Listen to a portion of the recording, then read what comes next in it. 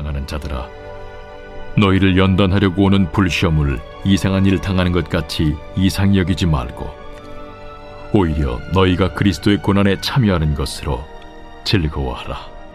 이는 그의 영광을 나타내실 때에 너희로 즐거워하고 기뻐하게 하려 함이라. 너희가 그리스도의 이름으로 치욕을 당하면 복 있는 자로다. 영광의 영 곧 하나님의 영이 너희 위에 계심이라. 너희 중에 누구든지 살인이나 도둑질이나 악행이나 남의 일을 간섭하는 자로 고난을 받지 말려니와 만일 그리스도인으로 고난을 받으면 부끄러워하지 말고 도리어 그 이름으로 하나님께 영광을 돌리라. 하나님의 집에서 심판을 시작할 때가 되었나니 만일 우리에게 먼저 하면 하나님의 복음을 순종하지 아니하는 자들의 그 마지막은 어떠하며 또 의인이 겨우 구원을 받으면 경건하지 아니한 자와 죄인은 어디에 서리요? 그러므로 하나님의 뜻대로 고난을 받는 자들은 또한 선을 행하는 가운데 그 영혼을 미쁘신 창조주께 의탁할지어다. 오늘은 고난 중에 기억하라 라는 제목으로 다시 한번 말씀을 살펴보기 원합니다. 어제 주일 베드로전서 4장 12절 이하의 말씀을 통해서 우리는 고난 중에 기억해야 할 세 가지에 대해서 살펴보았습니다. 오늘 새벽에는 다시 한번 그 말씀을 묵상하고 기억하기 원합니다. 베드로전서 4장 12절 말씀은 사랑하는 자들아 라는 말로 시작합니다. 초대교회 성도들을 향한 베드로의 깊은 애정이 담긴 표현이자 이 말은 이 편지를 받는 수신자들의 믿음을 전제하고 있는 표현입니다. 이 세상 모든 사람들이 인생에 쓰디쓴 고난을 만납니다. 하지만 그리스도인의 고난은 다릅니다. 그리스도인의 고난은 특별합니다. 베드로는 고난 중에도 그리스도인이 기억해야 할 사실들이 있다라고 말합니다. 첫 번째로 고난 중에 기억해야 할 것은 기뻐하라 라는 사실입니다. 고난이 찾아올 때 우리는 이상히 여깁니다. 하나님은 도대체 뭐 하고 계시는가? 하나님께 항변하기도 하는 것이 우리의 모습입니다. 그럼에도 불구하고 베드로는 당부합니다. 이상히 여기지 말고 오히려 고난 중에 기뻐하라 라고 우리를 향해 권면합니다. 그 이유는 성도의 고난은 곧 그리스도의 고난에 참여하는 것이기 때문입니다. 또한 그리스도가 고난당하신 후에 영광스러운 부활과 생명을 얻은 것처럼 성도도 고난 후에 영광을 얻게 되는 것입니다. 이것이 성도가 고난당할 때도 기뻐할 수 있는 이유입니다. 여러분, 성도는 어떤 존재입니까? 이 세상의 수많은 고난 후에 안개와 먼지처럼 이 땅을 떠나가는 사라지고 마는 그런 존재가 아닙니다.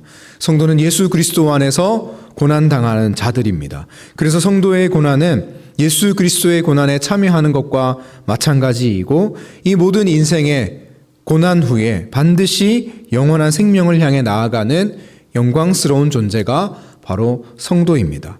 사도 바울은 예수님의 고난과 영광의 신비를 로마서 8장 17절 18절 말씀에서 이와 같이 말합니다.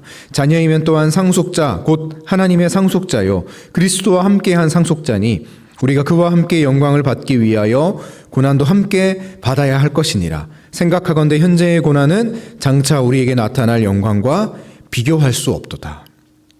No cross, no crown이란 말이 있습니다. 십자가 없는 영광은 없다라는 말이죠. 이 사실을 기억하시며 다가올 영광, 그 비교할 수 없는 영광을 바라보고 소망하며 현재의 고난도 기뻐하며 나아가는 믿음의 소유자들 되시기를 소망합니다.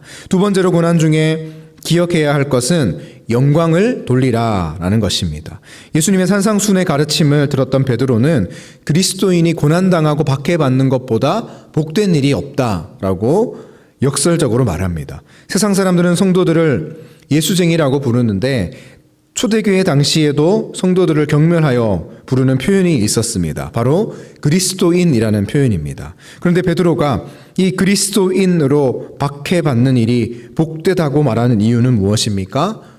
바로 성도가 고난당하고 박해당할 때, 조롱당할 때 그 고난의 시간이야말로 그리스도인의 정체성을 가장 극적으로 드러낼 수 있는 기회이기 때문입니다.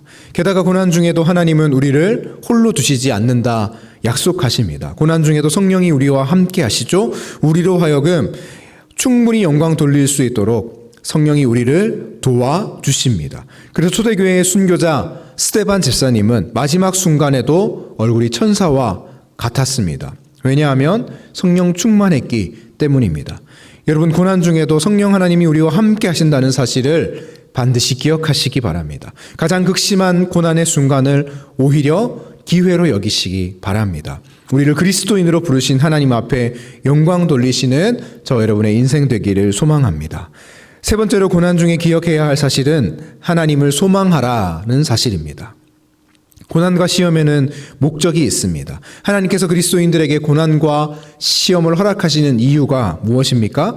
베드로전서 4장 1절 2절 말씀입니다. 그리스도께서 이미 육체의 고난을 받으셨으니 너희도 같은 마음으로 갑옷을 삼으라. 이는 육체의 고난을 받은 자는 죄를 그쳤음이니 그 후로는 다시 사람의 정욕을 따르지 않고 하나님의 뜻을 따라 육체의 남은 때를 살게 하려 함이라. 성도가 당하는 이 땅에서의 모든 고난과 시련은 성도를 연단하고 성도를 거룩하게 만들고 성도를 깨끗하게 만드는데 그 목적이 있는 것입니다. 부모가 자녀를 올바르게 양육하기 위해 징계하듯 하나님은 성도를 거룩하게 이 땅 가운데서 빚어가시기 위해 고난과 시험이라는 징계를 허락하시는 것입니다. 우리의 고난을 징계로 해석하는 순간 우리는 이 땅에서 만나는 고난이 아무리 극심해도 소망을 품을 수 있게 되는 것입니다. 마침내 우리를 영원한 나라의 백성이요 자녀로 삼으실 하나님의 계획을 분명히 알게 되기 때문입니다. 고난 중에도 미쁘신 하나님, 우리 아버지 되신 하나님께만 우리의 소망을 두시는 저와 여러분 될 수 있기를 소망합니다. 오늘 하루도 고난이 찾아올 때 이 세 가지 사실을 기억하시기 바랍니다. 고난 중에도 기뻐하십시오. 고난 중에도 영광을 돌리십시오. 고난 중에도 소망을 잃지 않으시는 복된 인생 되시기를 예수 그리스도의 이름으로 축원합니다. 이 시간 말씀을 기억하며 기도하겠습니다. 고난 중에도 기뻐하며 고난 중에도 영광을 돌리며 고난 중에도 미쁘신 하나님께만 소망을 두는 복된 인생 되게 하여 주옵소서. 이번 주 수요일부터 필리핀 비전 트립이 시작됩니다. 다음 세대 아이들에게 비전을 허락하시고 모든 일정 가운데 하나님 동행하여 주시옵소서. 네팔에서 한 주간 사역자 세미나를 인도하시는 담임 목사님에게 영육간의 강건함을 허락하여 달라고 이 시간 주님의 이름 부르시고 기도하겠습니다.